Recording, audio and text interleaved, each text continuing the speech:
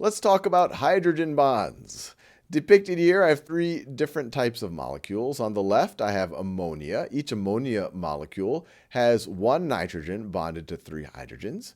In the middle, I have something you're probably very familiar with. In fact, you're made up of it, which is water. Each oxygen is bonded to two hydrogens.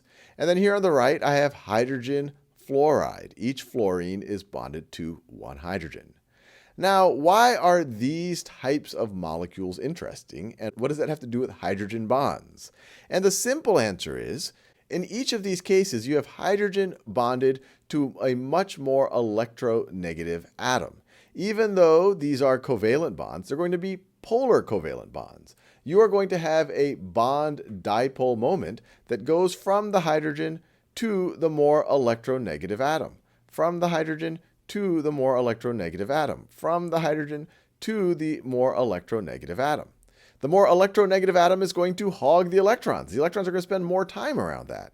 So that end of the molecule is going to have a partial negative charge, and then the ends with the hydrogen, those are going to have partial positive charges.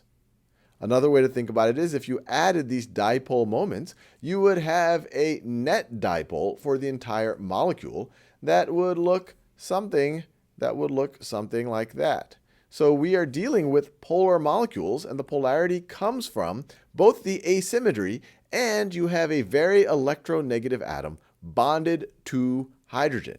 Oxygen, very electronegative atom bonded to hydrogen. So this end of the molecule is partially negative.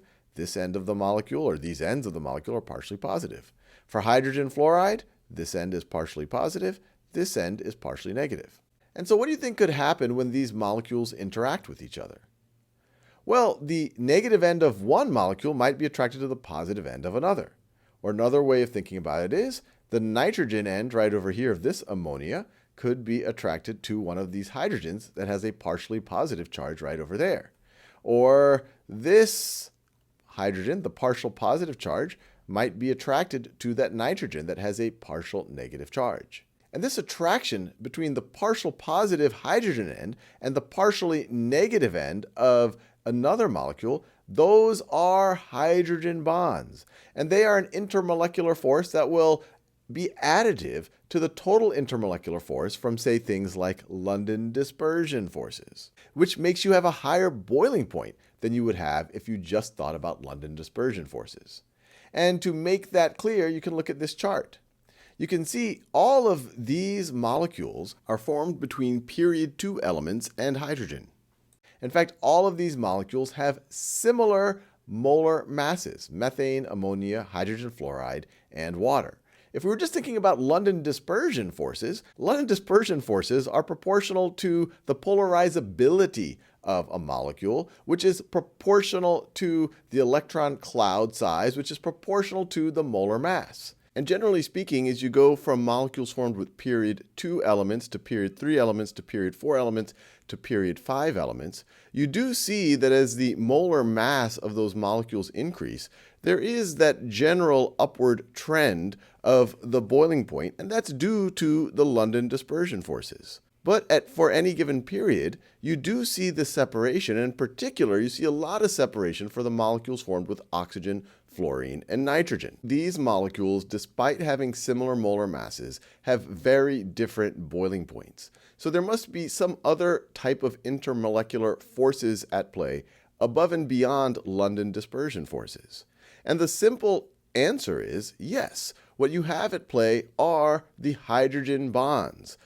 Now, some of you might be wondering, well, look at these molecules formed with period 3 elements and hydrogen, or period 4 elements and hydrogen.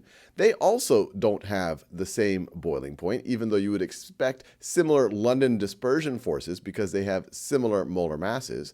And the separation that you see here in boiling points, this too would be due to other things other than London dispersion forces. In particular, dipole-dipole forces would be at play. But what you can see is the spread is much higher for these molecules formed with nitrogen and hydrogen, fluorine and hydrogen, and oxygen and hydrogen.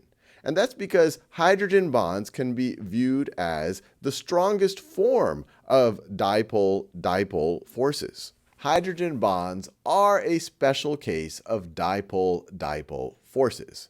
Why do they get their own name? Likely because we just see it a lot. We see this phenomena where hydrogen is bonded, covalently bonded, polar covalently bonded to a much more electronegative atom, and we're usually talking, especially in a first-year chemistry class, about nitrogen, oxygen, and fluorine. And so that will create this dipole, which will then make that molecule attracted to other molecules that have a dipole.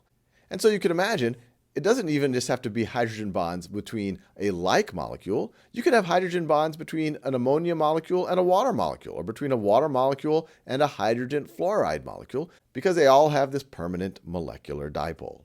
And I mentioned that these are really important in biology. This right over here is a close-up of DNA. You can see that the base pairs in DNA, you can imagine the rungs of the ladder, those are formed by hydrogen bonds between base pairs. So those hydrogen bonds are strong enough to keep that double helix together, but then they're not so strong that they can't be pulled apart when it's time to replicate or transcribe the DNA. And you'll learn more about that in biology class. Hydrogen bonds are also a big deal in proteins. You learn in biology class that proteins are made up of chains of amino acids, and the function is heavily influenced by the shape of that protein. And that shape is influenced by hydrogen bonds that might form between the amino acids that make up the protein. So hydrogen bonds are everywhere. There are many hydrogen bonds in your body right now, mainly not just because of the DNA, mainly because you're mostly water. So life as we know it would not exist without hydrogen bonds.